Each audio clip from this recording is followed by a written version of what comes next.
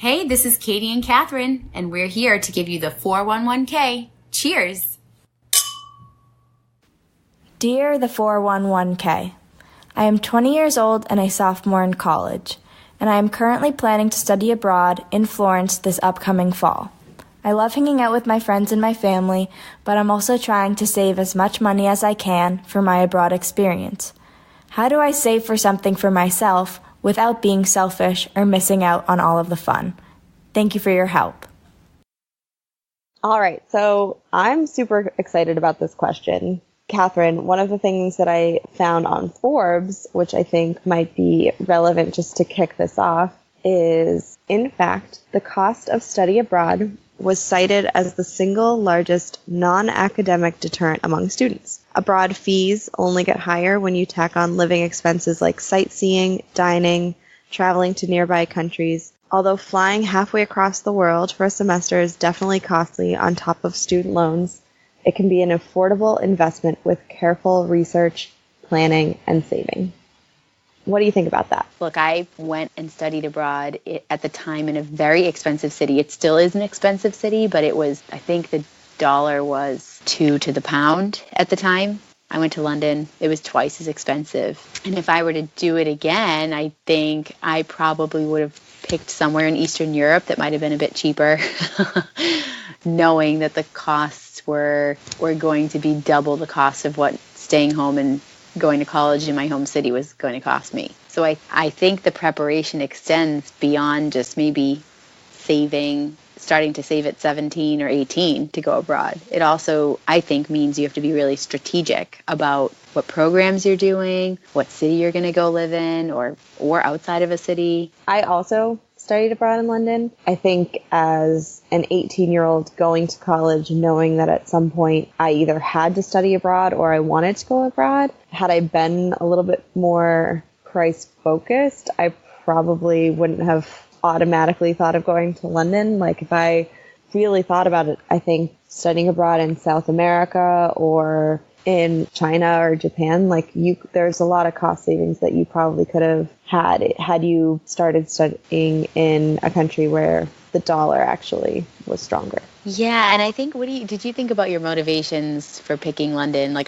When we got this question, Katie, I started thinking through, what was my motivation for London? And I have to admit, I think it was a little bit of laziness from my side, of maybe feeling like my Spanish wasn't good enough to go and study abroad in Spain, and maybe just a lack of interest in exposing myself to a different language day in and day out beyond a classroom setting, which is, I'm aware, super close-minded of me. But at the time, I just remember thinking, I feel like everything else in my life is going to change right now. So I want to go to a place where I can at least communicate effectively and get myself around, since this will be my first time living on my own in a big city. Which resonates with a lot of college students. Going to college for some people is the first time they're living away from their families for the first time. And then if you add studying abroad, it might be the first time that student is in a country where they're actually learning to live on their own. There's no dining hall, perhaps, or maybe they're living with a family that English isn't their first language. So it's definitely a significant adjustment. And generally, it's not a place where your family is just a quick drive home or anything like that. Mm-hmm. I know my motivation for picking London is super, super lame. I wanted to live in London ever since I saw the 1990s version, the Lindsay Lohan version of The Parent Trap. and I was like, and I'm going to live in London. That's fine. And then my undergraduate college happened to have a sister school there, which made it super easy to transfer credits. So I also seem to take the lazy route versus actually going and searching for programs in other countries and applying. But you know what? I think, my overall theme for this is that I think that the payoff and the benefit and the long-term return on that investment of studying abroad is very much well worth it. And I think you did a similar program to me where it was an internship program, correct? I actually was too young to do an internship. Oh my gosh, that's hilarious. I studied abroad my sophomore year, and you couldn't get a work visa unless you were a junior, or maybe there was an age limit. But a lot of my roommates were able to do internships. Okay, yeah. So I went away in my junior year, and I purposely picked a program that I knew would give me internship experience. And I did that because I didn't want my time to be quote unquote wasted. What I mean is I felt like I had heard people talk about doing their junior year abroad, and it really was learning how to drink in another culture or something like that, that kind of minimized what the real benefits and tangible benefits are of studying abroad. So I felt like beefing it up with some sort of internship would carrying a bit more weight, especially when it came time for graduation and being able to tack on a few extra months of work experience. So for me, that was something that I prioritized because I knew it was going to be an expensive endeavor. I definitely built in the fact that I was kind of building my resume for a long-term return on that investment as a way of weighing it out, even though I know that's a non-financial measure. But now if we turn to the question, how to save to study abroad. When we read the question, we heard, how do I save for studying abroad in Florence without being selfish and missing out on the fun in my current situation at home and at school? What do you think are some assumptions we should make before we give our take on this question?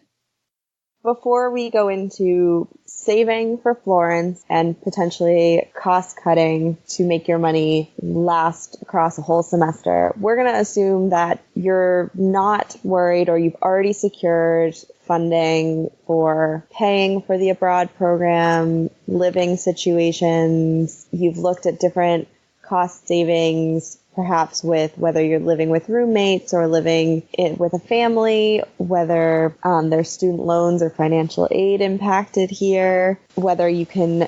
I think you've captured it. I think we're coming at this with the assumption that the person asking the question is committed to going abroad. So it's not a question about should I go? That's what I'm doing. It's part of my plan, and it falls under the typical cost of my regular student cost of living, programming, etc. How I'm going to tell my friends at home that I can't hang out with them or go out to dinner or go to a party or whatever's going to cost money because I'm saving. Shall I go first, Katie, with my take on it? Yeah.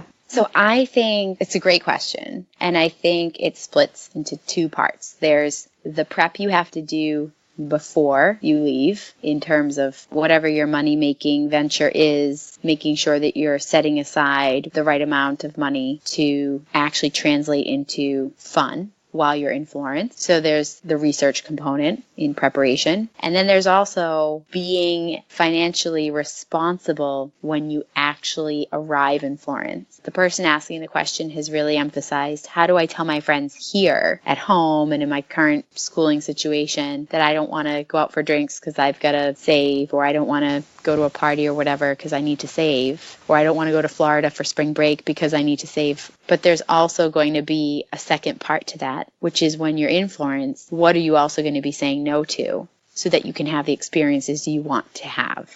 I think that's exactly the two sides that we need to cover.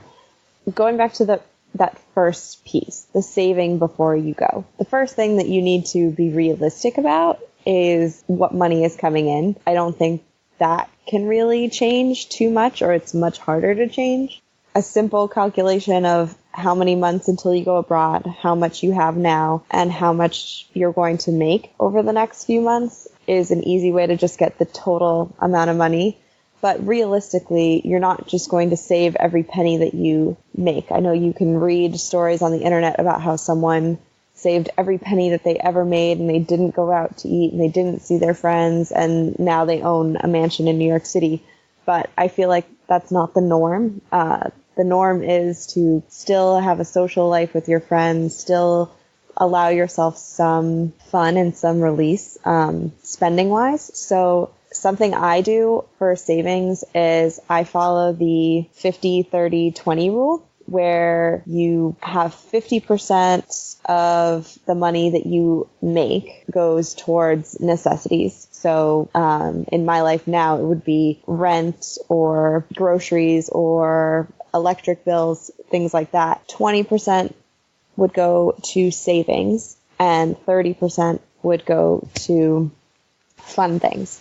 So obviously in college, when you don't have a lot of those fixed costs, or you have already figured those into the equation, you can figure out, okay, well, with the other 50%, maybe on the go forward, I'm going to save 30% of everything that I make over the next, 6 months, and I'm going to only spend this 20%. Then you have your budget that you're allowed to still have for spending and fun stuff. And whether that means you then figure out, I make $100 a week, $50 is all I can spend for necessities, 30 is going to be saved, and 20 is for going out, then you need to figure out whether that means, okay, I can't go to the bars every night, or I can't go to the movies and go out to a fancy dinner. You can find other ways to cut those costs.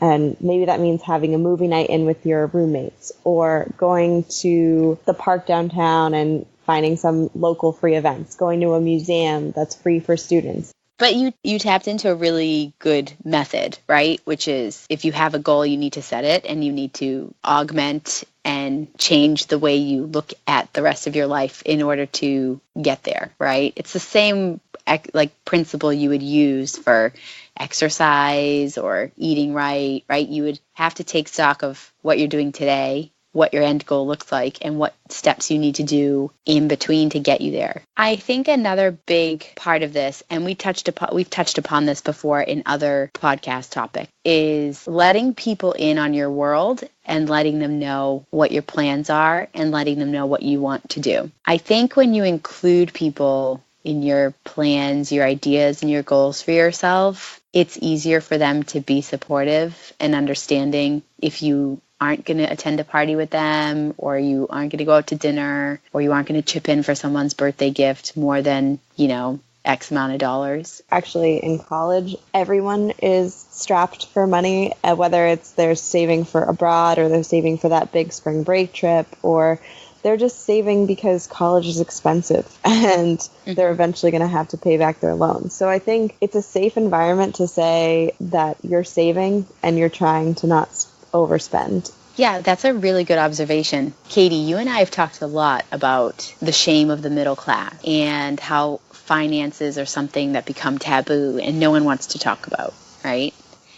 But you are absolutely right that college, to me at least, seems to be the last time that you can openly talk about being poor, not having money, not having an income if you're not working and you're studying full time, if you're in that situation. That's kind of this little microclimate where you're allowed to have those open conversations with people about your financial situation. This goes back to that other topic we covered once before about kind of being an adult and saying no. Right? Like I can't do this because I have this financial goal in mind and I'm studying abroad in 6 months and I need X amount of dollars and I'm trying to do as much as I can to get myself there and being unapologetic about it. I think once you gather that group of people around you too that know what your goals are, they're going to be much more open to finding ways to still include you and see you. It's not like suddenly you're going to be excommunicated from the group. I think there's going to be just, okay, we're going to find something new to do. Because it's not like, oh, well, now I don't want to hang out with you. It's more like, okay, well, what do you want to do? Yeah, I think also proposing those solutions of, I can't go out, but this is what I could do. So at least people don't feel like you're blowing them off because there's something bigger and better out there that you care more about. I think you do have to be delicate about it, right? Like you don't want it to be that, oh, I'm so, hyper-focused on studying abroad that I don't care that it's your birthday and I didn't even chip in for a card. Right. So let's talk about that second piece that you brought up, the making your money last abroad. Mm-hmm. Do you have any tips or tricks for that? It links in with the preparation. I think you almost need to treat it like a little project. You need to sit down, look at a calendar, count out the number of weeks or in particular weekends you're going to be there. Think about what places you could reasonably get to with more affordable forms of transportation, because I'm assuming the person who asked the question wants to travel around Italy, maybe other parts of Europe, right? Think through what the cost of these things look like and research cool ways to travel as well. There's a lot of things in Europe that we don't really have in America, or maybe aren't as common in America. I'm using Europe as an example again because it's the location identified in the question. There's a popular thing in Europe where it's called like agrotourism, where you can actually go and travel to another part of the country and they'll provide you with free room and board in exchange for some help on like a local farm. So you could maybe go to Greece and help someone who has an olive grove with picking their olives one day and end up staying with them and having this amazing cultural experience where they'll food you and house you for a couple of nights. So I think it's also about being kind of creative about what types of trips you take. If you're expecting to be on a yacht sailing through Monaco and wining and dining at 5-star and 7-star establishments, I think, you're going to have to lower your expectations unless you have no end in sight to your funds. If you're really creative and clever about mapping out and planning what your various trips will look like and what your fun activities will be in your host city or country, I think you'll find you can achieve it. Look, I'll give you an example. I remember being in my internship program in London, and because I was now suddenly in the working world part of the week, I was launched into the spending habits of working professionals, but I was still very much a student who wasn't earning money. And I remember the team decided to go out for drinks, fancy place. It was called Tower 42, and at the time it was one of the tallest towers in London. But they had, I kid you not, 13-pound cocktails. So at the time, that was like the equivalent of a $26 drink. Yeah. And these were those add up quickly. Well, and these were still young enough professionals who weren't able to afford to buy my drink for me as the poor student. They were probably only 4 or 5 years older than me, so they had enough to buy their own 2 drinks. But I remember for me, it was like the choice to go for one of those drinks meant I literally had to stay in London that weekend and not go out. So you have to be really careful about where you're putting your attention and energy. And another point I'll make is that I do think people try to do a little too much in their time abroad.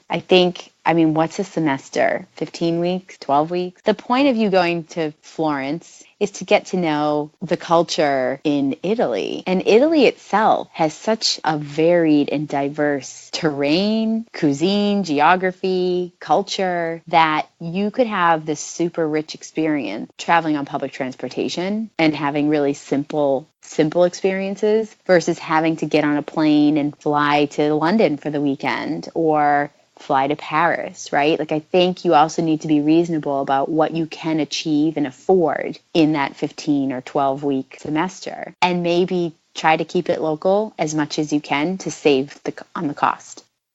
I think you actually have to plan out your abroad experience and what that is going to look like generally at the beginning. Figure out, what are the few places, take priority that you really want to go to. I remember that I really wanted to go to Paris. And for my spring break while I was abroad, all of my friends were going to do Paris and Italy, and they were going to do 10 different towns. And it just wasn't realistic for me to pay for a train to Paris and then a flight to Italy and then all of this different travel. And it also didn't make sense to me to spend so little time in all of these places that I wanted to be. And I ended up saving a lot of money spending my entire spring break in Paris and getting to actually see Paris versus trying to run around everywhere. And then you end up spending all that money on the transportation. Then that still leaves room for, my school now has a trip to Rome or to Venice. I know a lot of the programs have those sort of more affordable trips that they'll almost include in the program. Those are really great ways to see a lot more places. I remember the drastic change in my first week in London and my last week in London was drastic. So I remember the first weekend we were in London, I was so excited to be able to drink and to be, in a live, vibrant city that I spent 20 pounds on a cover to go to this club called Tiger with my girlfriend. Tiger. Yeah, you know it. Walking in there, I felt so cool. I thought I had become a Sex and the City character. I ordered a Cosmo. It was so stupidly expensive, but I just felt like I was the coolest person ever. But that was so not something that I could do every weekend while I was in London. I would have gone broke in 2 weeks. Honestly, my last night in London, we ended up going to some dive college bar, and they had dollar pitchers of snake bites, which is half cider, half beer, and they're brutal. They're so snake bites gross. bad. Don't have the snake bite. Don't ever get the snake bite. But it was so fun. It was so fun. And I just think it was so funny that I went from starting with like my first night out in London. I probably spent £100 equal to like $200 in one night. And then my last night, I think I spent £5 on 5 pitchers of snake bites, and I just had the best night ever. Obviously, there's college students local in London. You want to find out almost how those people are living and really immerse yourself in that culture. I totally agree. And I think, I mean, if you were to compare those two experiences, they're both different, right? And I'm not asking you to pick one for being better or worse, but would you give them maybe equal weighting despite having spent more money on one than the other? Absolutely. We still talk about today, going back to Tiger, we still talk about gutting snake bites for $1. And I would say that they provided equally great memories. Yeah. And I think I remember feeling like I was never going to feel like a local when I was studying abroad. I remember a few weeks in, someone stopping me in the street and asking me for directions. And I felt super impressed and proud of myself that I clearly didn't look like a tourist anymore because I wasn't like humming and hawing over a map or, completely confused at every street corner or, bumbling around the city. I was confidently on a mission walking down the street, and someone stopped and asked me where to go and was surprised to hear that I was American. I think it's really hard to want to keep up with other people. I think that's an extremely valuable point to make, because not only do you need to have those conversations with yourself, but also probably with your friends abroad, the same ones that you're having here that we talked about at the beginnings. The last thing you want is to just try and impress somebody or keep up with the Joneses kind of mentality and then find yourself in a really tough space. You don't want to come back from abroad and actually be in debt and not be able to get yourself out of it. Or you don't want to spend all of that money in the first month and then completely starve yourself of an incredible experience for the remainder of your abroad time. That is so true. And look, I mean, I actually think it's a great litmus test for what adulthood is, which is, resisting that urge to keep up with the Joneses, because everybody around you is going to do that and get themselves into financial difficulty as a result. And the worst thing you could do is come off of an amazing study abroad experience with a financial hangover that you pay for well into your 20s. There was one other point that I really wanted to make, which I've actually taken with me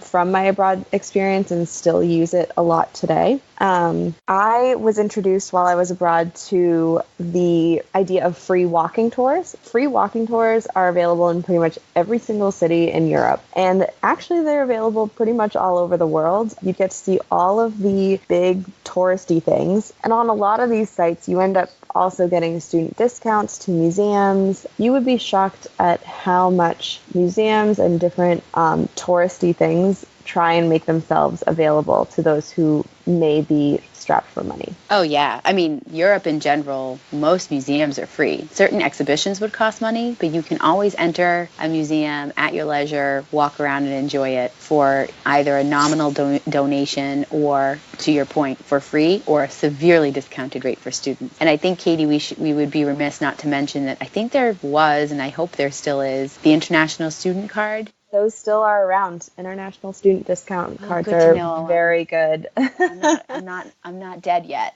Yeah. So I remember I used that card for a really long time because I think it's kind of valid for X amount of years. And I just remember always asking for student discounts everywhere. And take advantage of it. So, Catherine, I know we've talked about all of these very important tips and tricks, but I have a very important question for you. What was one of your favorite study abroad memories? Ooh, one of my best memories from studying abroad was actually our welcome party for my program. As part of the program, they took us on, you guessed it, a free walking tour guided by a history expert. And then we rode a boat up the Thames River and finished at Big Ben. And I remember getting out at Westminster and walking up steps and everybody saying like, Big Ben's here, Big Ben is here. And I couldn't see it around the corner because of like where the steps were.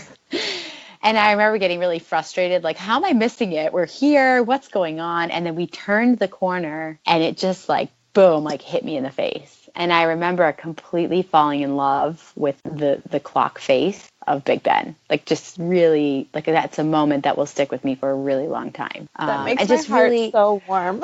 Right? Well, it's just like, you know, I remember pinching myself, being like, I cannot believe I'm seeing Big Ben in real life. And it is so worth it. You just can't put a price on it. So now, Katie, I have to turn it over to you. What would you do differently if you were studying abroad today?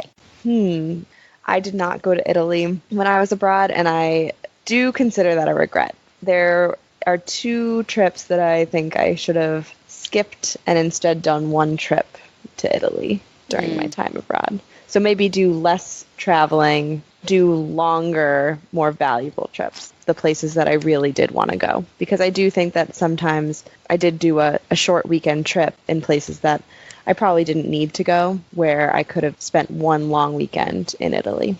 Oh, wouldn't that be nice? Oh, Right. I want to go to Florence. Well, come back with more questions. We are so happy to answer as many as we can. Keep those questions coming. You've been listening to the 411K. Tune in for more podcasts and follow us on Instagram at _411K. Cheers!